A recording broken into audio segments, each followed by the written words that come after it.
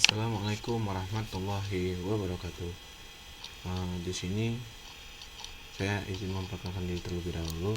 Nama saya Tambak Ramdhani, NPM 1717051034. Saya dari kelas B.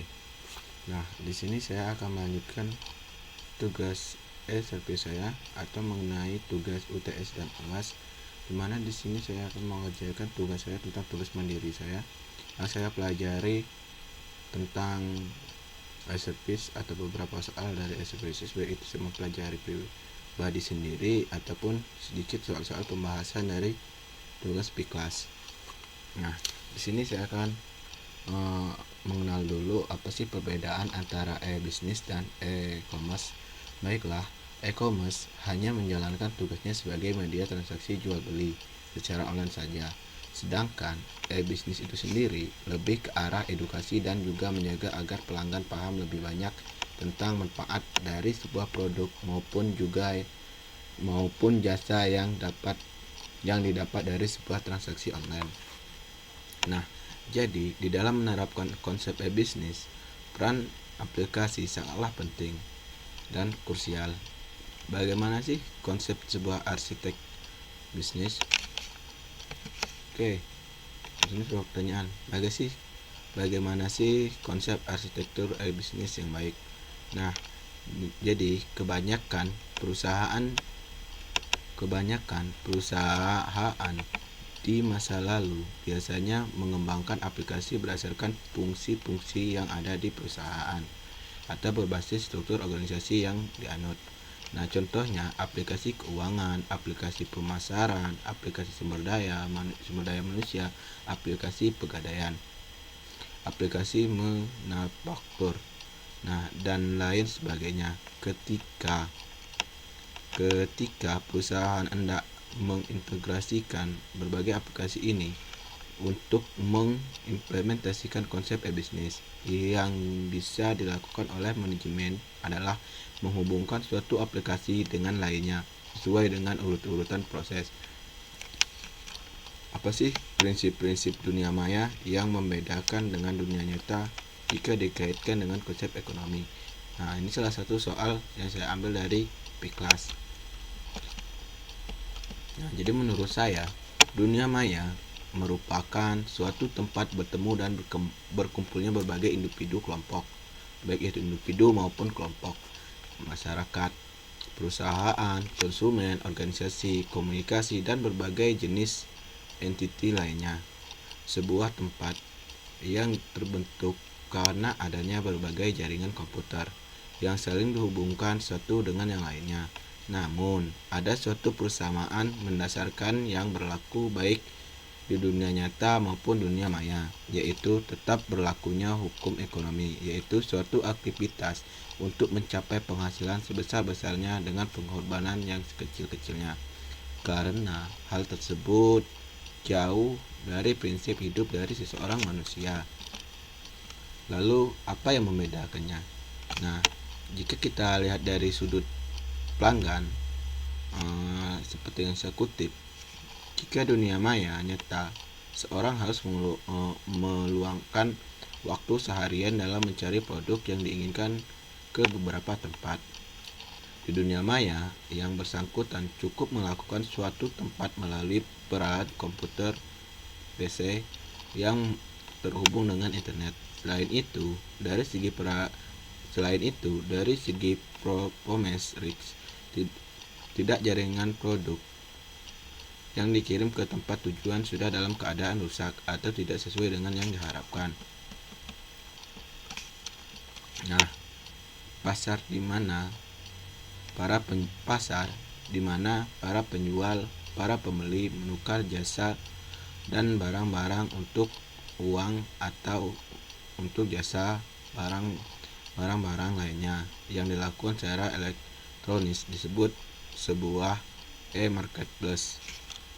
Nah, jadi e-marketplace ini merupakan suatu penjajakan barang secara online.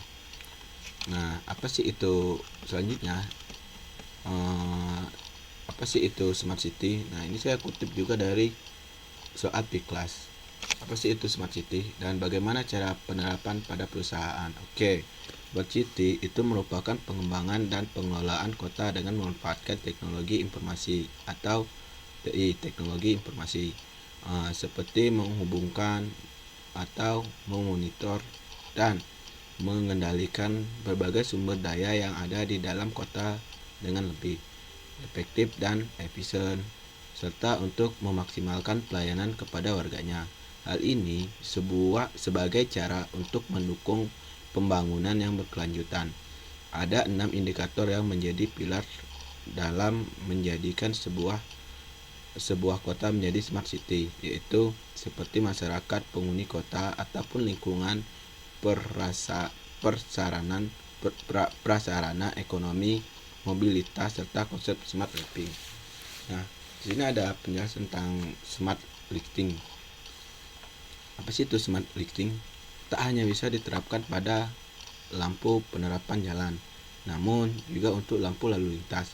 Dengan smart lighting bisa dipantau mana lampu yang sedang rusak, bisa juga dimatikan atau dinyalakan dari jarak jauh. Nah, selanjutnya itu smart parking. Nah, smart parking ini memiliki solusi ini bisa digunakan. Jadi solusi untuk smart parking ini kita bisa digunakan warga untuk mempermudah atau mencari tempat parkir. Penggunaan bisa memesan lebih dulu tempat parkir sebelum tiba di lokasi. Di Indonesia ada beberapa startup yang menyediakan solusi seperti ini, seperti smart parking dari parkiran. Nah, ada connected manhole. Nah, jadi solusi ini berguna untuk memantau temperatur gorong-gorong yang berada di bawah tanah. Gorong-gorong tersebut tak hanya berfungsi sebagai saluran air, namun juga untuk menyimpan kabel hingga tepat jalur pipa gas. Nah, jadi untuk smart electricity yaitu penyedia layanan listrik yang mengetahui langsung data pemakaian listrik penggunaan tanpa harus mengirim petugas untuk memeriksa di tempat. Nah, peran teknologi sangatlah penting yang dapat melakukan pengambilan keputusan untuk menciptakan peluang bisnis baru. Dengan banyaknya solusi yang ditawarkan untuk menjawab tantangan saat ini, perusahaan pelaku bisnis harus dapat bisa memilih solusi yang tepat sesuai dengan signitis dan kebutuhan bisnisnya.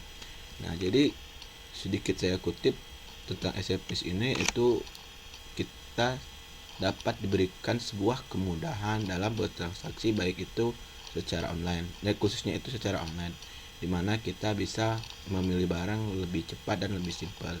Nah, contohnya salah satunya seperti Shopee. Nah, jadi kita bisa mencari barang dengan harga yang seminimal mungkin pun bisa kita cari, baik itu barang ori ataupun KW bisa kita cari. Jika kita tidak menggunakan internet, atau kita masih buta dengan internet, jadi ataupun tidak bisa menggunakan atau memanfaatkan tentang internet, baik itu belanja online, maka kita akan sedikit mengalami kesulitan dalam mencari suatu barang. Nah, jadi jika kita pemanfaat internet dan bisa menggunakan dunia maya, maka itu sangat menguntungkan dan bisa menghasilkan salah satu uang ataupun penghasilan. Nah, seperti e-commerce ini adalah mengajak kita bagaimana sih tentang dunia maya, bagaimana sih tentang pembelian secara online gitu. Nah, e-commerce ini sangatlah bermanfaat, nah apalagi untuk dunia saat ini, di mana dunia saat ini masih yang kita kenal masih terkena virus yang dinamakan virus corona. Nah, virus corona ini berasal dari kota Wuhan. Baiklah, mungkin itu penjelasan dari saya ataupun materi yang bisa saya sampaikan, ataupun tugas dan pun latihan saya dari yang saya pelajari selama ini tentang service. Jadi apabila ada salah kata, saya mohon maaf. Wabillahi taufiq wal hidayah. Wassalamualaikum warahmatullahi wabarakatuh.